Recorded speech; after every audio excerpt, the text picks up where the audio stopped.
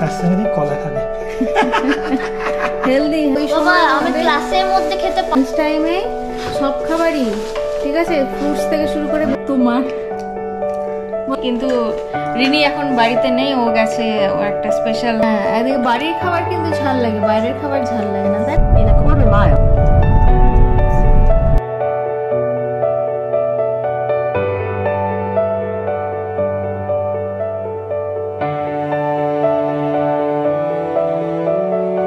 ये गाड़ी चलाना बैठ गई। मम्मा I am so strong, can you see? Oh my god. Can you see? Who is walking like that? Rayan is going to play with me today. Oh my god. Some hockey stick game. Huh? Mm. Hockey stick game? Yes. And Rayan, who finished this water? Good morning এবং welcome back সবাইকে আজকের ব্লগে। আমি অনিন্দিতা। শত ভালো বা খারাপ লাগার মাঝেই প্রকৃতির নিয়মে কিন্তু আমাদেরকে আবার দেখবেন সেই প্রাত্যহিক রুটিনে ফিরতেই হয়। ফিরে আমরা সবাই আসি ঠিকই, কিন্তু খারাপ লাগার মেয়াদটা হয়তো এক একজনের ক্ষেত্রে এক এক রকম হয়। মাঝে মধ্যে একটু হয়তো স্পিড কমাতে চাইলেও দেখবেন জীবন গাড়ি কিন্তু আপনাকে ঠিক ঠেলে নিয়ে যেতেই হচ্ছে। একই নিয়মে এখন আমাদেরও সেই শুরু হয়েছে রোজকার জীবন। ছেলে মেয়ে দুজনেরই স্কুল খুলবে আর মাত্র হাতে দু একটা দিন, তাই এখন শেষ পর্যন্ত ঘরটাকে একটু গুছিয়ে নিতে আর তার সঙ্গে তাদেরও কিছু প্রয়োজনীয় জিনিসপত্র এখনও সেট করতে কিন্তু এই দুটো দিন চলে যাবে। ইন্ডিয়া থেকে এবার নিয়ে এসেছিলাম দেখুন সুন্দর এই একটা কিচেন র্যাক অর্গানাইজার বলতে পারেন।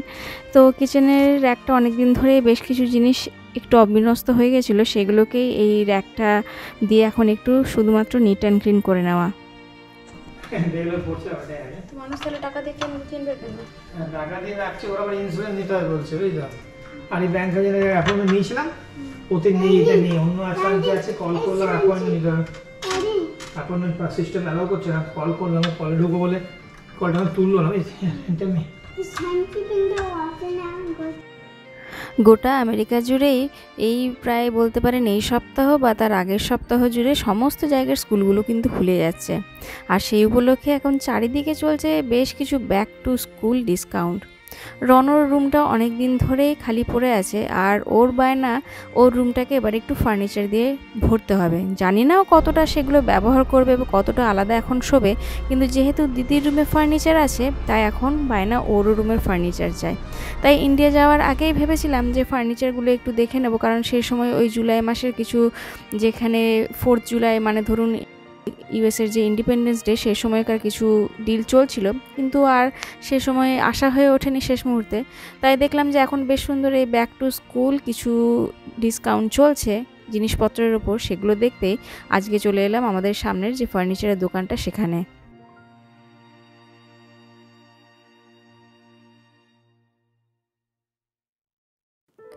এখানে জানেন তো দেখেছি একদম জন্মের পরপরই সদ্যজাত বাচ্চাকে কিন্তু সম্পূর্ণ আলাদা রুম বা নার্সারিতে রেখে কিন্তু বাবা মা সেখানেই পালন করে, কিন্তু আমরা যারা ধরুন দেশি তারা কিন্তু কখনো এটা করে উঠতে পারিনি। জানি না বলবো মায়া অথবা আমরা নিজেদের কালচারটাকে ধরে রাখতে চাইছি, বা খুব বেশি হয়তো আমরা স্পর্শকাতর যে বাচ্চাকে একদম ছোটোবেলা থেকে কি করে রাখবো।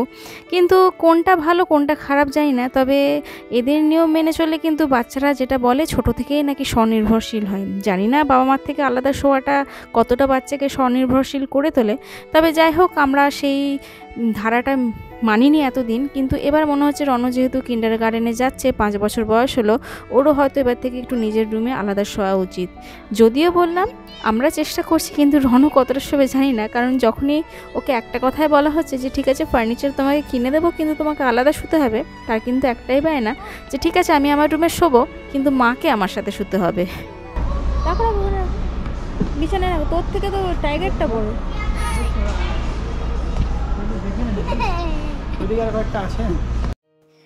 ফার্নিচার বলতে কিন্তু এরকমই একটা ছোট ডাবল সাইজের বেড আর তার সঙ্গে একটা ড্রেসার, যেখানে ধরুন ওর জামা কাপড় আর কিছু প্রয়োজনীয় জিনিসপত্রও আটকে যাবে, এরকমই কিছু ফার্নিচার আমরা চাইছি। তো যাই হোক এখানে তো বেশ অনেক রকম অপশানই দেখলাম, তবে আমার যেটা মনে হচ্ছে দিদির সঙ্গে ম্যাচিং করে যদি একদম ওর ফার্নিচার নিতে হয় তাহলে কিন্তু আরও কয়েকটা দোকান দেখা দরকার। আর সেরকমই কিছু অনলাইনে অ্যামাজন ওয়েফেয়ার সমস্ত ঘুরে ফিরে শেষ পর্যন্ত কিন্তু সেই ওয়ালমার্টেই আমাদের পছন্দ হলো, রনর বেড আর তার সঙ্গে এই ড্রেসারটা। এখন এই ড্রেসারটাকে এবার ছোট ছোট পিসগুলোকে একসঙ্গে জিগসা পাজলের মতন জোড়াটাকেই কিন্তু এখন সবথেকে চাপের কাজ আমাদের।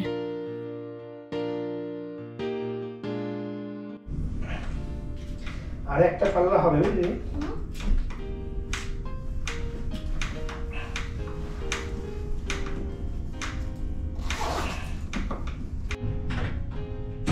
Good job, huh? Look at your dresser, look at your furniture. The first furniture is ready for Ryan Banerjee. So Didi is putting everything, see?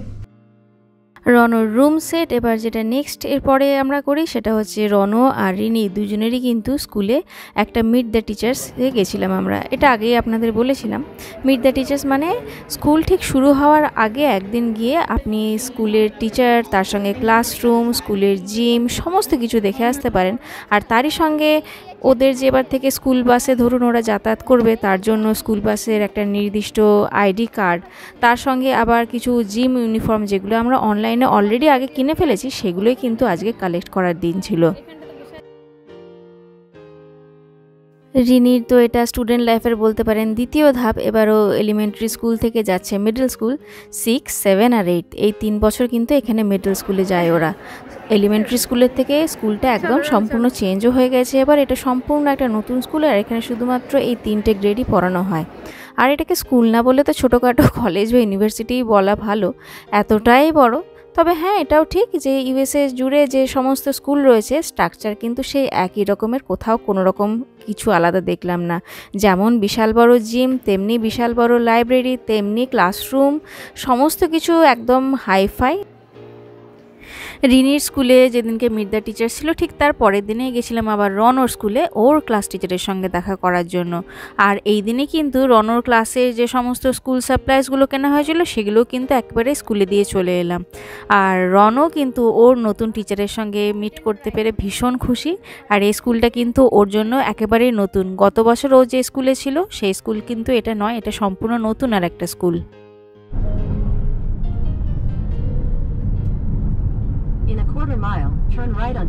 School ready, স্কুলের সাপ্লাইজ রেডি, তার সঙ্গে ড্রেস তো আগেই রেডি হয়ে গেছে, ওদের uniform নেই বলে কোনো চিন্তা নেই। শেষ মুহূর্তে যে একটা কাজ এখনও বাকি রয়ে গেছে সেটা হচ্ছে রনর চুলটাকে কিন্তু এবার একটু ছোট করে কাটাতে হবে। ছেলেটা এমন হয়েছে জানেন, এই 5 বছর বয়সে কিন্তু মাত্র একবার স্যালনে গিয়ে চুল কেটেছে, তাছাড়া কিছুতেই ও স্যালনে যাবে ওর নাকি ভীষণ ভয় লাগে যে যদি কেউ ওর কানটা ধরে কেটে দেয়।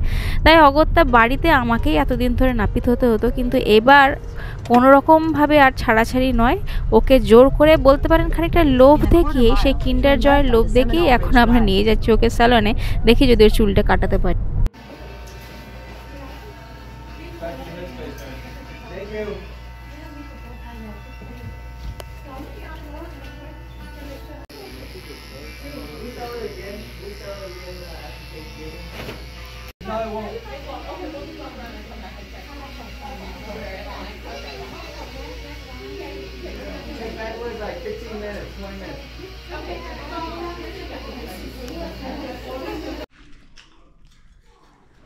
এটা জানো, এটা আমার জন্মদিনের খাবার রান্না। কার জন্মদিন আজকে? তোমার। বলো তোমার। তোমার তোমার তোমার। তো তুহিন আজকে জন্মদিনের স্পেশাল খাবার আনার বাইরের থেকে আমাদের স্পেশাল যা খাবার আমাদের সাধারণ খাবার একই নাকি? মানে যখনই বাইরের খেতে ইচ্ছা করে এইগুলোই খাই। তো আজকেও ওর বাইরে কিছু নয়, একই খাবার। এটা হচ্ছে, এটা কি special chicken 65 special family chicken pack.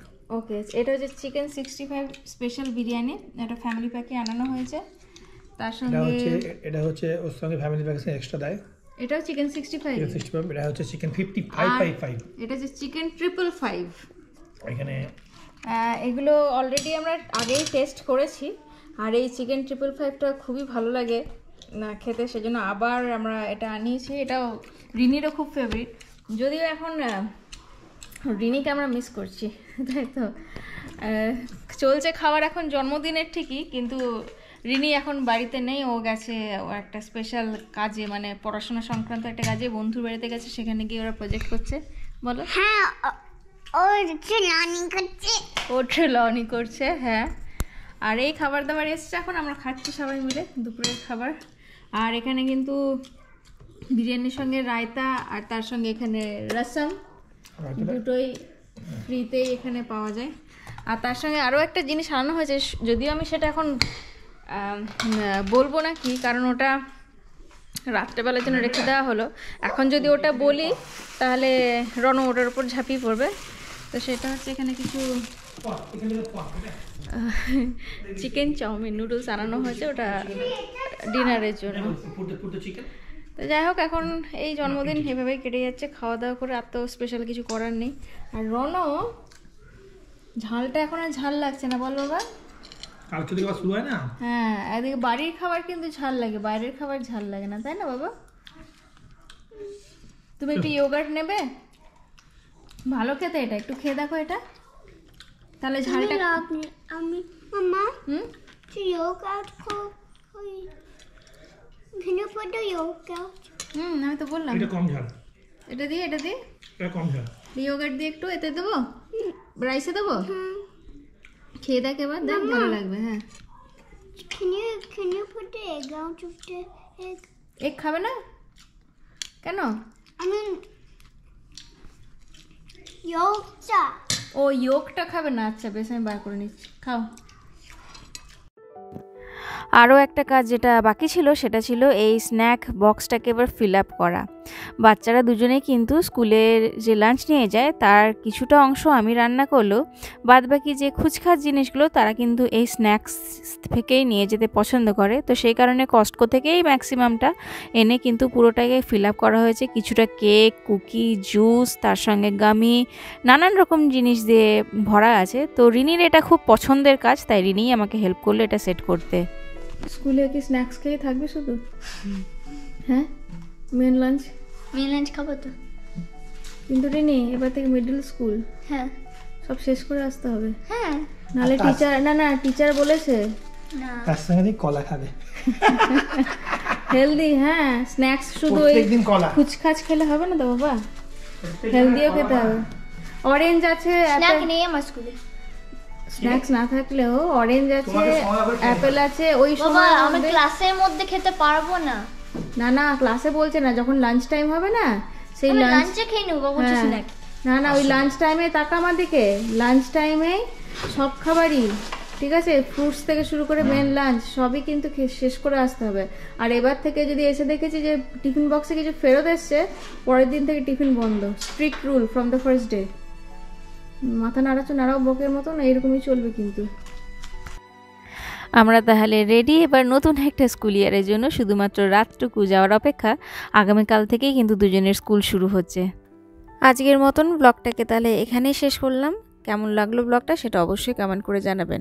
আবার দেখা হচ্ছে নতুন সুন্দর আর একটা ব্লগে আপনাদের সকলের সঙ্গে। ততক্ষণের জন্য ভালো থাকবেন।